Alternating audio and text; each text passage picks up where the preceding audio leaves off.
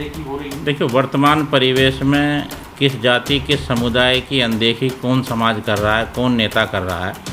यह उस समाज का जो नेता है वो ज़्यादा बेहतर तरीके से बता सकता है। अभी आप ही के संज्ञान में आप ही ने जो आदरणीय आजम खां जी के प्रवक्ता की बात बताई है, हो सकता है उनकी आशंका सही हो।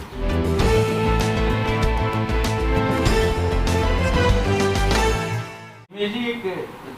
चर्चा चल रही है उत्तर प्रदेश में कि आजम खां की अनदेखी सपा समाजवादी पार्टी में हो रही है और उसको लेकर तमाम तरह के आरोप भी लगाए गए हैं अखिलेश यादव पर। क्या कहेंगे आप? देखिए, ये समाजवादी पार्टी का राष्ट्रीय अध्यक्ष का और समाजवादी पार्टी के प्रवक्ताओं का निर्णय है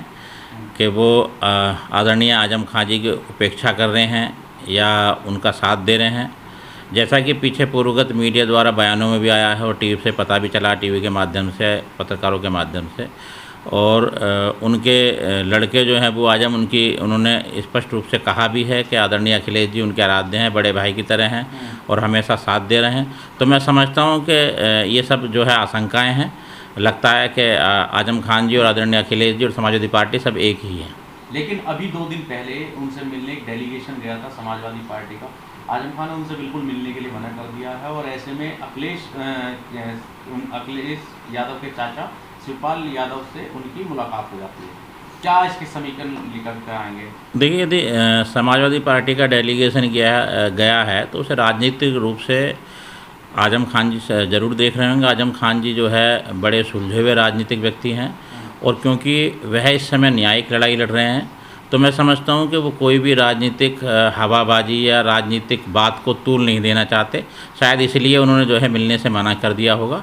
रहा सवाल शिवपाल जी का, तो शिवपाल जी से उनके जो बड़े घनिष्ठ संबंध रहे हैं और वो एकल व्यक्ति हैं जो समाजवादी पार्टी से बाहर भी हैं इस समय और उनकी अपनी अलग पार्टी है।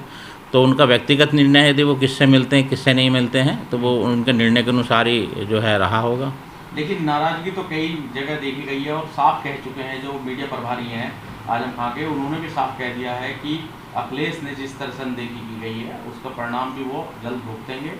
और मुसलमानों में से अखिलेश को बदबू आती है। देखिए, ये जो है हो सकता है कि मीडिया की आशंका हो और जहाँ आदरणीय आजम खान जी के जो पीए हैं उन्होंने यदि कोई बयान दिया होगा तो वह उनका व्यक्तिगत बयान होगा। इस बारे में हम क्या परिचर्चा कर सकते हैं, क्या हम आप? लेकिन आपको नहीं लगता कि वाकई में समाजवादी पार्टी में मुसलमानों की अनदेखी हुई है? जिस प्रकार से वोट प्रतिशत रहा है समाजवादी पार्टी को, जब अभी वर्तमान में जो विधानसभा चुनाव अभी संपन्न हुए हैं उसे देख के तो नहीं लगता, उसे देख के तो लगता है कि मुस्लिम समाज ने जो है समाजवादी पार्टी को अच्छी मात्रा में वोट किया है, और मैं समझता हूँ कि इस समय जो है उनकी पूर्ण आस्था भी जो है समाजवादी पार्टी में अभी निर्भर करती है। लेकिन एक बात पर भी सवाल उठा कि समाजवादी पार्टी के जो मुखिया हैं अखिलेश यादव, जब वो रथ यात्रा निकाल रहे थे तब उन्होंने किसी भी मतलब नेता को अपने साथ नहीं लिया, खासकर मुस्लिम को, जिसने सबसे बड़ी तादाद में समाजवादी को वोट दिया। देखिए, राष्ट्रीय अध्यक्ष का अपना व्यक्तिगत निर्णय है। एक बस है, पूरे यात्राओं पे उन्हें जाना है, उसमें उनके पार्टी के राष्ट्रीय पदाधिकारी भी रहे हैं क्योंकि चुनाव था और चुनाव भी बहुत जल्दी लिया गया निर्णय था और एकाएक चुनाव हुआ तो उस समय हो सकता है कि समाजवादी पार्टी रेडी ना हो। समाजवादी पार्टी के अंदर जो जितने भी कार्यकर्ता पदाधिकारीगण हैं वो सभी चुनाव में लगे हुए थे और जगह जगह अपनी जो है, क्योंकि विधायकों को उन्हें जिम्मेदारी दी गई थी तो वे सब अपने अपने क्षेत्र में जो है चुनाव की तैयारी कर रहे थे। बाकी आदरणीय अखिलेश यादव जी जो है अपने रथ यात्रा लेकर जो है लोगों से जो है जनमानस में मिलने का काम किया उन्होंने। लेकिन अनदेखी हुई नहीं हुई ये मैं जानना चाह रहा हूँ आपसे कि मुसलमानों की जिस तरह से अनदेखी का आरोप लग रहा है वो कहीं ना कहीं तो दर्शाती है, कई मामलों में अखिलेश की चुप्पी ये बात साबित करती है कि अब उनका कोई बयान नहीं आना, बिल्डोजर चलने पर कोई बयान नहीं आना, तो ये कहीं ना कहीं लगता है कि अनदेखी हो रही है। देखिए, वर्तमान परिवेश में किस जाति, किस समुदाय की अनदेखी कौन समाज कर रहा है, कौन नेता कर रहा है, यह उस समाज का जो नेता है वो ज़्यादा बेहतर तरीके से बता सकता है। अभी आप ही के संज्ञान में आप ही ने जो आदरणीय आजम खां जी के प्रवक्ता की बात बताई है, हो सकता है उनकी आशंका सही हो इस बारे में, क्योंकि हम उस दिशा में नहीं हैं, ना हम उनके करीबी हैं और ना हमारा उनसे कोई लेना देना, तो इस बारे में हम क्या बताएं, वो समाज जो है अच्छी तरीके से अपनी बात बता सकता है। लेकिन समय समय पर जिस तरह से अखिलेश की चुप्पी साध लेना, मुस्लिमों के पक्ष की बात ना रखना, या यूँ कहें कि जिस तरह से मुस्लिम अपेक्षा करता है अखिलेश यादव से, वहाँ उनको खरा ना उतर पाना, ये दर्शाता है कि मुसलमानों से कहीं ना कहीं तो उन्होंने अपना किनारा करके रखा हुआ है। स्वाभाविक रूप से हम राजनीति में जो है अपने नेता से पूर्ण आस्था के साथ में पूर्ण अपेक्षा भी रखते हैं कि वो हमारे हर दुख दर्द में खड़ा हो, लेकिन उत्तर प्रदेश की आबादी 21 करोड़ के ऊपर है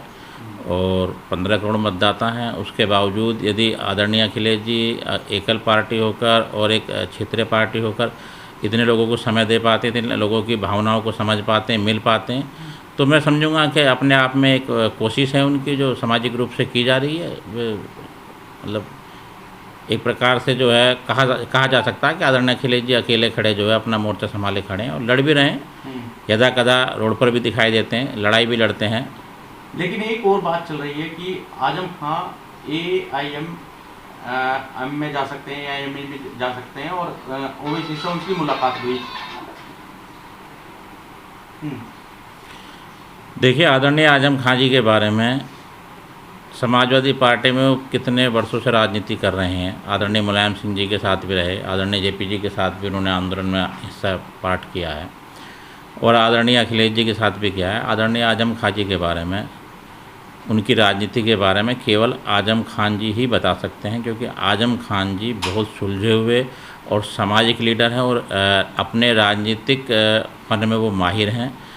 और क्योंकि न्यायिक प्रक्रिया में वो इस समय लंबित हैं तो वह अपनी न्यायिक लड़ाई लड़ रहे हैं। मैं समझता हूं कि जब वो सत्ता से इस राजनीति इस न्यायिक लड़ाई को जीतकर बाहर आएंगे तो निश्चित रूप से राजनीति में सरगर्मी बढ़ेगी उत्तर प्रदेश की राजनीति में। आपने जो बात कही कि समाजवादी को सत्ता में लाने में आजम खां का बहुत बड़ा हाथ रहा है, पुराने नेता हैं और ऐसे में जब कैंपेनिंग चल रही थी तो अखिलेश यादव ने कहीं भी किसी भी जगह पर आजम खां का कोई जिक्र नहीं किया और ना ही उनको अपने एजेंडे में रखा चुनाव प्रचार के दौरान। तो माना नहीं जाए कि उनकी वाकई में अनदेखी हुई इस प्रकार। देखिए, अनदेखी करना, चुनाव में लगना, क्योंकि आजम खान जी न्यायिक प्रक्रिया के तहत जेल में निरुद्ध हैं तो उनके बारे में कोई भी बयानबाजी करना मैं समझता हूँ न्यायिक प्रक्रिया का भी उल्लंघन है। हो सकता है इसीलिए जो आदरणीय अखिलेश जी ने उस संबंध में कोई बात ना की हो, पर बाकी जब उनके लड़के जमानत पर छूट के बाहर आए हैं तो वो ज़रूर यदा कदा आदरणीय अखिलेश जी के साथ मंच पर दिखाई दिए हैं। अब मुस्लिमों की राजनीति को कैसे देख रहे हैं आप? क्या वाकई मुसलमान जिस तरह से बात निकल कर आ रही है और मुस्लिम समाज खुद ये बात कह रहा है कि उनकी अनदेखी समाजवादी में हुई है, तो लगता है कि मुस्लिम समाज अब रुक पाएगा सपा के पास? देखिए, मुस्लिम समाज हो, माइनॉरिटी हो, बुद्धिस्ट समाज हो या दलित समाज हो या कहें स्वर्ण समाज हो, किसी भी समाज को किसी एक व्यक्ति के ऊपर निर्भर नहीं रहना चाहिए। सामाजिक अलग पहलू है, समाज में आप उन्हें स्थान दे सकते हैं, लेकिन राजनीतिक रूप से आपकी राजनीतिक आकांक्षाएं, जो पार्टी, जो दल, जो नेता आपके साथ खड़ा है, जो राजनीतिक आकांक्षाएं आपकी पूरी करता है, जो आपका आवाज़ उठाता है, निश्चित रूप से हर समाज जो है अपने अपना नेता चुनता है और स्वाभाविक रूप से मुस्लिम समाज ने, दलित समाज ने, बुद्धिस्ट समाज, सब ने अपने अपने नेता का चयन कर रखा है और उसी प्रक्रिया में सब लोग अपने अपने नेता का चयन करते हैं। इस वीडियो में कही गई सभी बातें वक्ता की अपनी राय है, जिसकी पुष्टि हम या हमारा चैनल नेशन टाइम नहीं करता।